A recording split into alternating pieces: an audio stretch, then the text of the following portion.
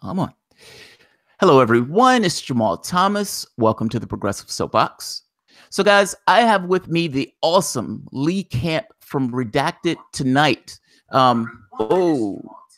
Let's not do that. Yeah, I have the awesome Lee Camp. Let's try that one more time. I have the awesome Lee Camp from Redacted tonight with me tonight. Lee, please tell everyone hi. Hey, everyone. Thanks for having me, man. I appreciate it. Yeah, I appreciate you coming on. Just so we're clear, you're not a Russian bot, nor have you ever been a Russian bot. I'm required to ask that question. Well, I'm an American in America covering American news, but actually no one asked me whether I'm a bot. I am actually a bot, but I'm a American-born bot. Well, I figure they're accusing everything of being from bots now. I mean, an environmental movement, bots, Bernie Sanders supporters being pissed off, bots. Black Lives Matter, but a great BuzzFeed article just came out that even though I think a lot of the article buys into a lot of the bullshit of Russiagate, it totally debunks the bot thing. So even people believing some of this Russiagate crap are like, yeah, but the bot thing there's no evidence of it. There's no proof. When everyone says, oh, it's Russian bots, it turns out that it's, a right-wing think tank has created this bot analysis that's just utter crap. I'm amazed by this. I have to be honest. This is kind of one of the reasons I wanted you on the show. It's one thing for me looking at this from the outside where I see this and I say to myself, okay, this is absolutely insane. I feel like I'm pulling my hair out because it feels like a failure of seriousness. Like if it's one thing if you say, I watched Bernie Sanders. I had the indignity of watching Bernie Sanders make this argument about how shaming himself in front of Chuck Todd, Mr. Oblivious, shaming himself completely, throwing everybody under the bus. Oh, my supporters were pissed off because they were pushed by Russians and this and that. It's a failure of seriousness to believe that any of this stuff would have had an impact on the election, even if they believe it's true. It's like, even if all of this stuff is true, do you honestly believe it had an effect on the election? Yeah, I mean, that's something I came back to recently when I covered it, was even if you wanted to believe that this clickbait farm, which, by the way, even the indictment doesn't say had any connection to the Russian government, but let's say it did. Let's say the Russian government told some click farm interns to post. If you look at some of the memes they posted, some are puppy memes, some's Bernie Sanders in a G-string. Like, it doesn't even seem to make any sense. But let's assume that's true. This is like, to me, it's like the idea that had an impact on the election is like saying that a gnat splatting on the windshield of a NASCAR made the car lose the race. Like, it's totally ridiculous. And actually on this week's Redacted Tonight, which will air in about an hour and a half, I cover it. Most of it's not about Russiagate. Most of it's about everything that went wrong in the 2016 election, the primary and the general. Everything from interstate cross-check to rigging the primaries to polling places, voter suppression. I just go down the line, the super delegate crap, all that stuff. Have we changed any of it? No. We have not done a goddamn thing to fix our election system, but we're spending all day, every day going, it's the great other. It's the other bad guys that have done this to us, and it's laughable. It's WMD all over again. It is insane. I'm blown away by this because I feel like it's like this is a certain level of insanity to believe that Russian Facebook ads or ads that was on Twitter and Facebook ads. And I always have to keep saying ads because it sounds ridiculous when you say Twitter ads or Facebook ads. But compared to all of the money that was $1 billion and they're making this with a straight face. Now, part of the reason they're doing this is because they're, I want to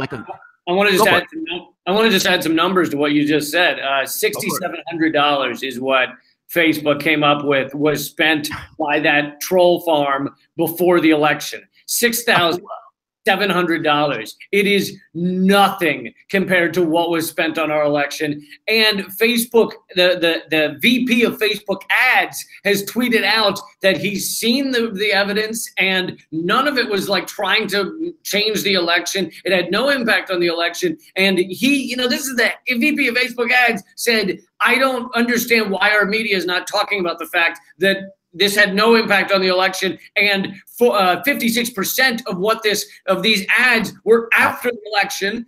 of the ones that actually were before, something like 25% of those were actually what was seen by people, because the others weren't even seen by anyone. It's, again, laughable. That's amazing. That's amazing. But, you know, it's like a drowning man reaching for a pillar. It's like anything they can get their hands on when they're drowning. Some of these people have no paradigm to understand the world of why Hillary Clinton could lose to reality show hosts. And when you have those, think of, you know, Huffington Post had Hillary Clinton winning by 98% on the day she lost that election. And you can imagine that people woke up that morning thinking that it was a lock and shattered, fell apart. Completely fell apart. I mean, and you know, for people that really wanted Hillary or thought she was going to make a good president, I understand why they're pissed, but they need to like look at what actually took place and why when you run a corrupt candidate that is taking money from every corporation and Goldman Sachs and Walmart, she was on the board of Walmart, you look at that and you wonder why she wasn't able to beat somebody who's, yeah, he's an outright liar, but I think a lot of America just fell for his con man routine. And it's like, but then you look at how they had to, I mean, the fact, this all ties in, the fact that they had to rig the primary in order to get her in that position to begin with meant her support wasn't there. The support wasn't there to get her over the hill. So it's like, if you had taken the candidate that actually had genuine support, then, you know, Bernie would have won. Now, of course, now I guess because he wants to keep the Democrats as friends or something, he's falling into this Russiagate bullshit. And by the way, I you know, some of your viewers might know what I do, some may not, but just to you know, get past what the questions I often face, it's like, yes, I have a comedy show on a comedy news show on RT America, but I'm an American in America covering American news. I've never been asked to say anything on that network. I've never been forced to say anything. I've never been censored. And on top of that, people aren't aware of the level of censorship that goes on all these other networks, on MSNBC and CNN. Melissa Harris Perry, once she was fired or forced out of MSNBC, said she was even censored from things as small as covering the Beyonce halftime show on the Super Bowl. She wasn't allowed to talk about that because it was Black Power inspired or Black Panther inspired, and therefore MSNBC refused to let her speak about it. It's like, that's the level of censorship these other networks are dealing with. That's amazing. I wasn't going to ask those because I assumed that my audience knew that. Like I wasn't even gonna. You got a smart audience. I wasn't gonna. Yeah, I wasn't gonna hit you with the indignity of asking, "Hey, does Vladimir Putin put, you know, quarters in your G-string as you shows?" Yeah, I wasn't gonna ask that. I am curious about something though. What is it like on the inside dealing with this? Like I said, it feels like, to some degree, there are a few groups of lefties who are pushing back against this nonsense because we think it's ridiculous. We think it's a few things. It's obfuscates from the real reasons why that party has failed in a degree that party has failed. And it's their way of trying to run out the clock to get from point A to point B without having to deal with any issues affecting them. Meaning, we don't want to talk about us. We want to talk about him. And as long as we can make this campaign about him, we may not necessarily get a massive bang for our buck, but at the very least, we don't have to deal with any of those populist issues, and we can cast all this stuff as being Russian meddling and Russian bots. What is it like on the inside having to put up with this level of ridiculousness? And do you have run-ins with either other elements of the press or other elements of, I guess, more so establishment figures? Well, I haven't any physical run-ins. No, not even though we're in DC, I haven't. Although I did see John Podesta on the Metro once, but no, I haven't had any like run-ins. And, you know, I try and stay out of the Twitter bickering. You know, there's a lot of infighting and stuff, and I try not to have purity tests for people, although people can obviously be wrong enough that I'm not going to like, you know, have exchanges with them. But I try not to be like, oh, this person was wrong on one issue, so therefore they're part of, they're an evil villain. So, you know, I feel like there's just not a lot of time for that shit. Like, we are watching the collapse of our, not just our country, but our environment, our, you know, planet as a whole. And so I kind of think, you know, I kind of try to put on the horse blinders and just remind myself, keep doing what we're doing and keep getting these issues out there. I have been attacked by NPR and New York Times and some other outlets. And you know, when it's a big outlet like that, and you know it's going to be on the top of people's Google searches when they search my name, I have put out responses to both NPR and New York Times, and both the responses went viral because it allowed people to have an internal view of the propaganda that these outlets are putting forward. I mean, you know, and you probably have some viewers who are into NPR, and I grew up on NPR, and I was a big fan of a lot of what they did. But around the time of Occupy, and you know, you probably also have some viewers who are like, I stopped listening to that crap in the 80s. So I get that I maybe was behind the times, but around the time of Occupy, I saw that NPR may be a nice, cuddly, so-called left-wing view of things, but it is still the, you know, pro-unfettered capitalism, pro-banks running our society. They basically never spoke about Occupy, and when they did, they would have a little panel about whether, you know, Occupy was just homeless people shitting in front of Wall Street or whatever. And, you know, it was like a ridiculous, anyway.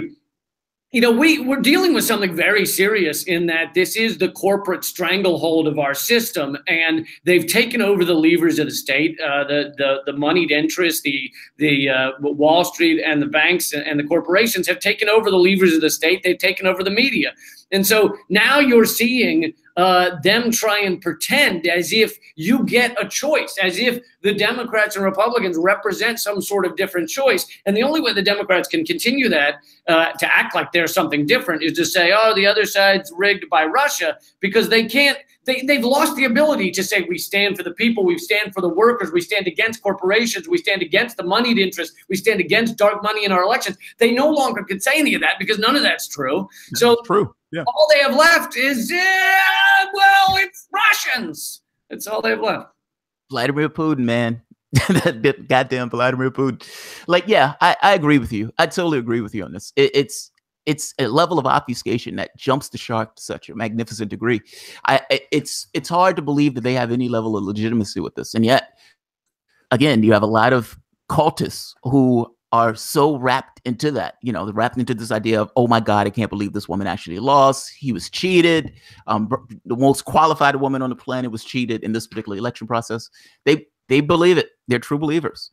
I guess I mean qualified as a war criminal, qualified to sell arms to Saudi Arabia, qualified to push fracking. She proudly ran around the world selling fracking to the world. Like she is big oil and big banks incarnate.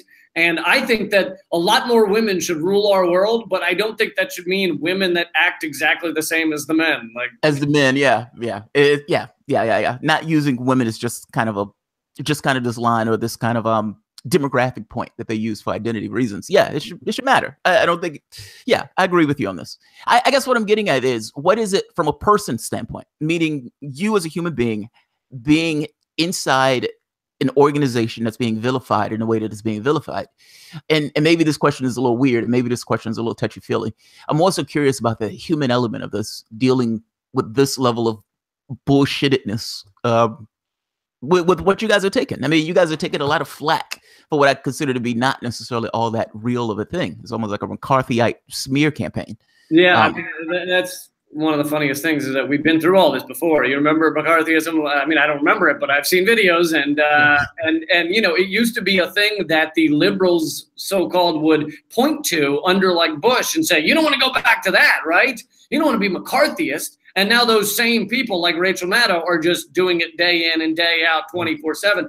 But to get to your question, it is tough, but I don't think. I mean, I don't want to speak for the organization. I don't have, you know, much contact with the higher ups or anything, so I don't know what they're dealing with. You know, it could be a completely different situation for them. But for me and my show, I mean, it does kind of suck, but I also understand that dissent in any society, especially a society that has been kind of like the venues for the avenues for dissent have been largely taken over. The avenues for media have largely been taken over by the corporatocracy, for lack of a better word. So in a society like that, there's not gonna be an easy road. No one's gonna, like, power seeds nothing, and it's not going to sit there and be like, oh, you're proposing that we are killing the planet and that we are driving all of us to extinction, and that's what you have to say, and you want to change the way our system is so that we could have a sustainable system in which we all prosper and are not, oppressed and miserable and slaving at jobs we don't have to do. So you want to say that? Here's a pedestal. We're going to put you up and just let everybody hear that message. I mean, that's not how it works, and I get that's not how it works. And so, yeah, sure, there's days where I can feel, defeatist about, well, why is everybody, not paying attention to the things I'm saying, the issues I'm saying, or the fact that almost everything I cover, I'm quoting from all these other sources. It's not just me. I'm not just, saying, I'm not like a Alex Jones figure that just waves papers and says, I have papers you've never seen. I show the sources. So, but, there's days you can be defeatist about that stuff. But I also understand that we could lose. And by we, I mean people that want a sustainable world and a more egalitarian world. We could lose, but I'd rather go down swinging, and I'm just going to keep doing that. So that's my logic. I look at this from a Jack Fresco way, this idea that society itself creates the human beings in that society. And it gives you this kind of weird scenario of, if that's true, which I think it is, if you grew up on Vulcan, you'd act like a Vulcan. If you grew up in ancient Japan, you'd act like you're somebody who grew up in ancient Japan, be a samurai or something. Well, that puts us in this weird situation of if your society is arranged in a way that has incentives that drives the behavior of this current society, and this current society is somewhat of a death cult, how do you pull out of that death spiral? And so the defeatist thing happens, but again, there's nothing else to do but to do something, even if that something is somewhat futile effort. So I agree with you on that. I totally agree with you on this. Last question. Of all the stories that you've covered, because Redacted tonight covers a lot of stories, what has been the one that has stood out the most to you, and purely just to you? It doesn't necessarily have to be the most grandest or epic story, just one that you yourself resonated with more so in a way that I guess maybe not necessarily the other ones hit. Thanks. I appreciate the question. I think I can come at it from different angles. I think there's the one perhaps that I'm maybe most known for, which was covering the election fraud for people that followed the whole redacted path that we've gone over the 4 years. And part of it was that was a story that was getting covered almost nowhere else. There was very little, certainly not on television, and putting together all those pieces, saying, if you look here, if you look at Greg Palast reporting, if you look at what's happening here, if you look at the fact that and a lot of this that I was screaming about during the election, you now are seeing it in court. Like, you're seeing the New York Board of Elections had to plead guilty to purging 100,000 likely Bernie voters in New York alone. That's 100,000 people just in Brooklyn. And my hair's on fire during the election, and other networks, MSNBC, CNN, Fox News, none of them mention it because they have to pretend our election is legitimate. And my hair's on fire, and then you see oh, that's happening. And that's why I, again, even though I haven't been covering it much recently because we're not in an election season technically, I did say, okay, for the upcoming tonight on Redacted, I talk about on the upcoming 2018 midterms, have we fixed any of this stuff? And the answer really is no. I mean, you can point to a little pinprick here or pinprick there. The DNC says they're going to get rid of or recommended getting rid of 60% of superdelegates. However, A, that hasn't happened yet. They may still dilute that. And B, even if they were to do that, we have internal emails that WikiLeaks released showing that they view getting rid of 60% of superdelegates as like a little bone they throw because they still have a rigged primary. They still have 40% of superdelegates. They still have all the other ways they rig these things. So, we still vote on black box machines that you can never see the code of. And in fact, that's gotten even worse because the Department of Homeland Security recently designated our voting system critical infrastructure, which means they now basically own it and can decide what's done with it. So anyway, that's a very important story, I feel like, in what things I've covered. Another one that I've covered a few times and continue to stay on it, and it's connected to climate change. I mean, I think climate change is so important because even now that our mainstream media has admitted it's a thing, they still, when you look at the numbers, are basically ignoring it. Like, a year ago, Meet the Press mentioned climate change 0 times the entirety of the year. And those are the so-called left-wing media, which they're not really left-wing, but you know what I'm saying. And they're not talking about it. So they've admitted it's real. They're just not going to talk about it. But to get a little more specific, animal agriculture is something I've covered. I've probably done, 5 extensive segments on it or something. But more climate change is caused by animal agriculture than cars in our society. We really are eating ourselves to death. I mean, and this isn't like, I don't eat meat, but I'm not even saying don't eat meat. I'm saying we've got to do away with factory farming. We've got to decrease our meat consumption significantly if we ever want this planet to last. It's like, if you look at the numbers, it's laughable that we could ever continue at this rate. They've done studies where if you accounted for everything it does to the planet, taking care of the cow, all the water the cow drinks, all that stuff, all the shit you have to deal with, like literal shit. Literally. The cost of a McDonald's hamburger should be $200. $200 if you would actually account for what we're doing to society and everything. But instead, it's $1, and we're just going to kill ourselves. That's even taking out of the equation how horrific it is to the animals. Like, even if you ignore that, they're going to get their revenge because we're going to die. Like, no. If you ignore the torture.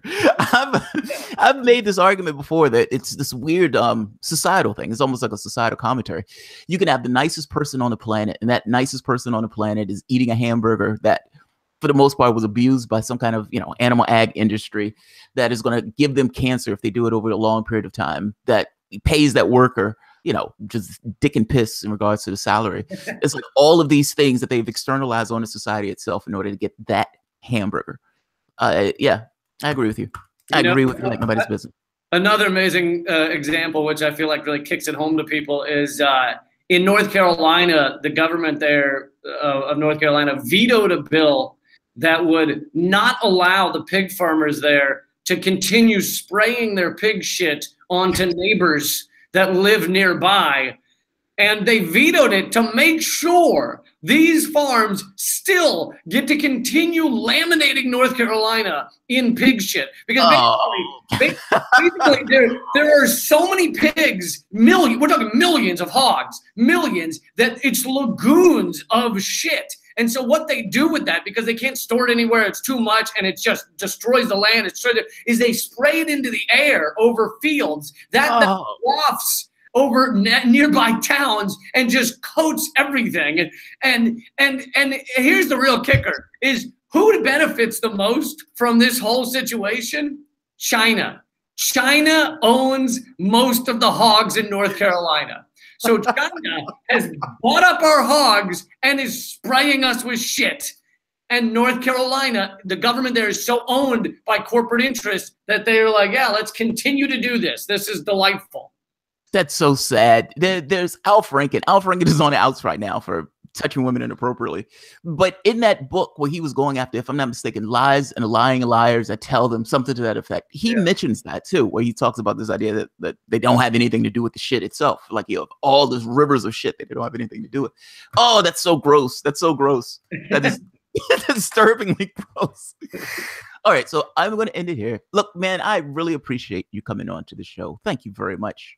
Hey, such a pleasure. If anybody wants to check out my show, it's leecamp.com. I also have a podcast called Moment of Clarity.